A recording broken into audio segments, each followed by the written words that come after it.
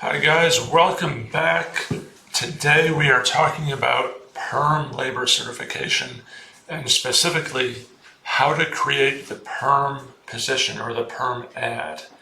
The PERM recruitment is one of the steps in the PERM labor certification process, and it usually happens in the initial stages, either after the prevailing wage determination is issued or during the processing time for the prevailing wage request, which is a 5-month process. So in this video, we're going to talk about what required elements need to be in the PERM ad, in the PERM recruitment. So we'll get right to it.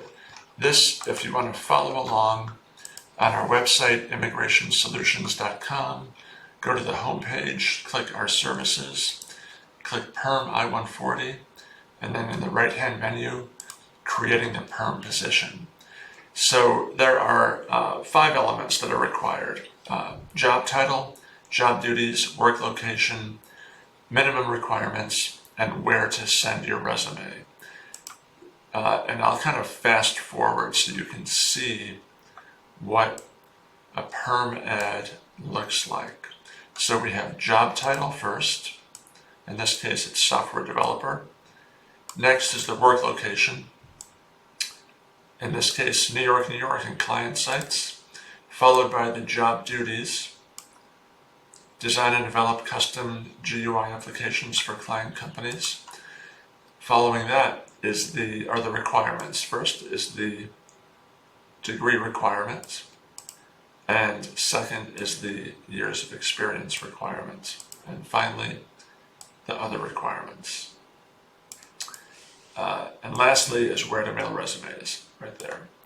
So let's go back and look at each one. The job title should correspond to an occupation from ONET. And we'll do this in a separate, in a follow-up video, but ONET is where the Department of Labor occupations reside. Secondly, the job duties. Now, since the employer is paying for the ad, many employers obviously don't want to spend a lot, so it's okay to have a brief description of the position as long as it sufficiently describes the occupation to potential U.S. workers. Next is the work location. And this is indicated by entering the city and state of the permanent position. And if travel is required, that has to be indicated there too.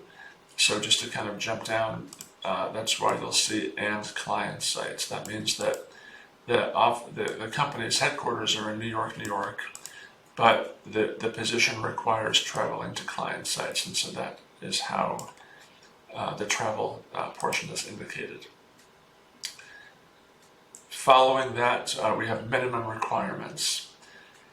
There are basically 3 parts of minimum requirements. There's a degree requirement, if any, a work experience, if any, and other requirements, if any. And so if there's no degree requirement, you would just leave that part blank. If it's just years of experience required, you would just have 2 years of experience required. If it's proficiency in a certain skill set, software skill set, for example, you can say must be proficient in, and then list the software tool or tools. Finally, we have where to send resumes. This can be an email address to the HR department, for example. It could be a mailing address.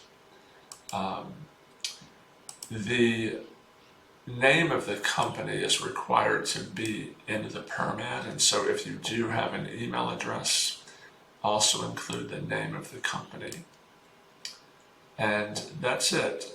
This was just kind of a brief summary of what the required elements are for a PERM position. Our team prepares a lot of PERM petitions for our client attorneys and HR departments. So if you have any questions, please reach out in the comment section below if this was helpful. We'd appreciate a like, a share, and be sure to subscribe. We create employment-based videos, employment-based immigration videos. We try to add value to a very often non-intuitive process. So thanks again, and we'll see you next time.